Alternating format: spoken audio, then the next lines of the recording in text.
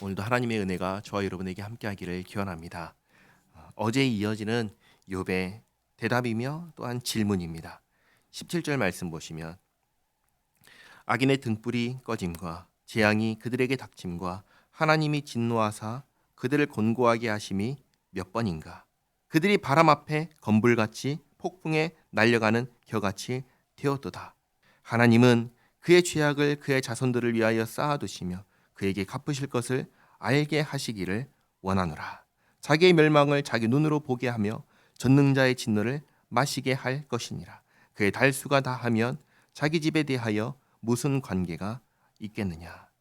그들이 악인들이 자기들이 가는 길이 어디로 향하는 길인지 알기를 원하는 것이죠.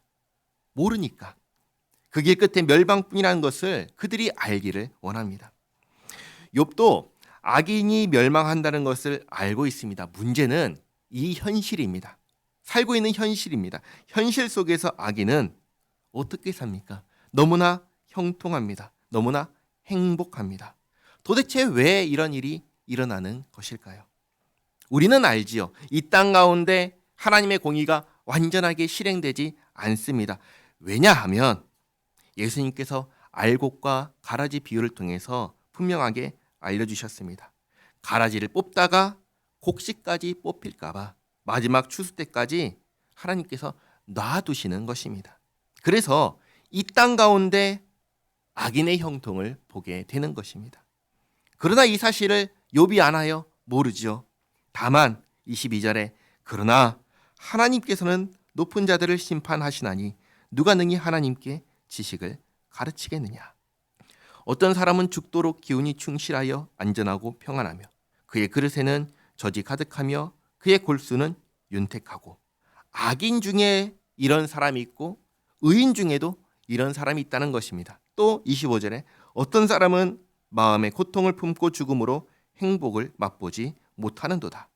역시나 악인 중에 이런 사람이 있고 의인 중에도 이런 사람이 있다는 것입니다. 그런데 26절에 이 둘이 매 한 가지로 흙 속에 눕고 그들 위에 구더기가 덮이는구나. 이 땅에 살면서 형통하고 행복하든 그렇지 않든 간에 모든 사람은 결국 죽는다라는 것이죠. 그러니 이 땅에서 악인들이 반드시 의인보다 못한 삶을 산다라고 단정할 수 있겠느냐라는 것입니다. 그리고 의인에게는 고난이 없다라고 할 수 있겠느냐라는 것입니다. 그럴 수가 없다는 것이죠. 27절 내가 너희의 생각을 알고 너희가 나를 해하려는 속셈도 아노라. 친구들이 하는 말이 친구들이 욥을 향해서 하는 말이 전부 다 위로하는 말이 아니라 너희들은 나를 위로한다고 그런 말을 하지만 너희들의 말은 위로하는 말이 아니라 나를 정죄하는 말에 불과하다. 28절에 너희의 말이 귀인의 집이 어디 있으며 악인이 살던 장막이 어디 있느냐 하는구나. 너희가 길 가는 사람들에게 그냥 길거리를 지나가는 사람들이 아니라 여행하는 사람들, 상인들을 말합니다.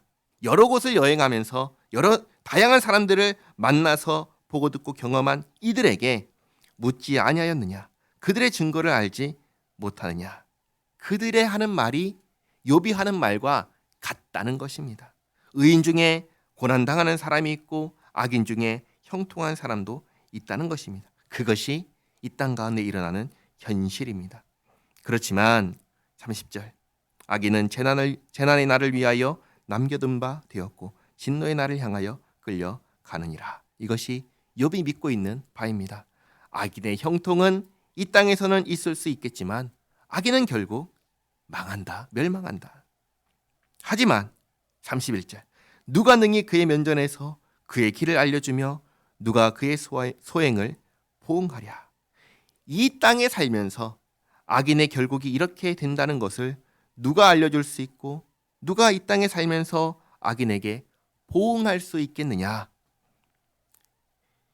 32절에 그를 무덤으로 메어가고 사람이 그 무덤을 지키리라. 그는 골짜기의 흙덩이를 달게 여기리니 많은 사람들이 그보다 앞서갔으며 모든 사람이 그의 뒤에 줄지었느니라.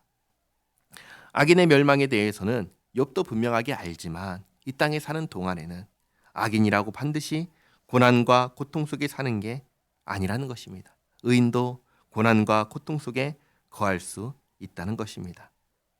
34절에 그런데도 너희는 나를 헛되이 위로하느니라. 너희 대답은 거짓일 뿐이니라. 욥은 자기의 고통 속에서 현실을 정확하게 보았습니다. 의인도 얼마든지 고난을 당할 수 있고 악인도 얼마든지 형통할 수 있다는 사실입니다. 그러니 이 고난이라는 현상만 보고 또는 형통하다는 현상만 보고 그 사람을 판단한다는 것이 얼마나 헛된 일인지 너무나 잘 경험적으로 알게 된 것입니다. 그런데 친구들은 모두 다 욥에게 닥친 고난이라는 현상만 보고 욥을 정죄하고 있으니까 이렇게 말을 하는 것입니다. 너희의 위로는 헛된 것이다. 너희들의 대답은 거짓일 뿐이다. 욥의 이 말을 들으면서 우리의 경험이 가진 한계를 분명하게 알게 됩니다.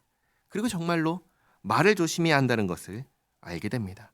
우리가 하는 말은 결국 나라는 한계를 넘지 못합니다.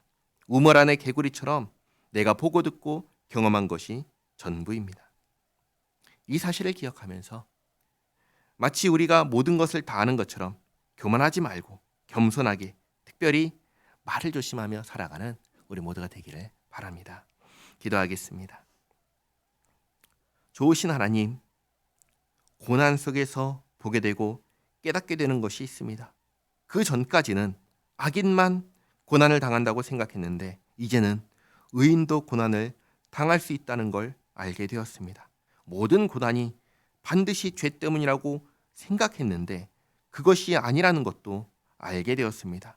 우리의 지식이 우리의 경험이 가진 한계를 분명하게 확인하였습니다. 하나님, 우리는 신이 아닙니다. 우리는 인간에 불과합니다. 이 사실을 항상 기억하며 하나님 앞에서 교만하지 않고 사람 앞에서 겸손하게 살게 하옵소서. 예수님의 이름으로 기도하옵나이다. 아멘.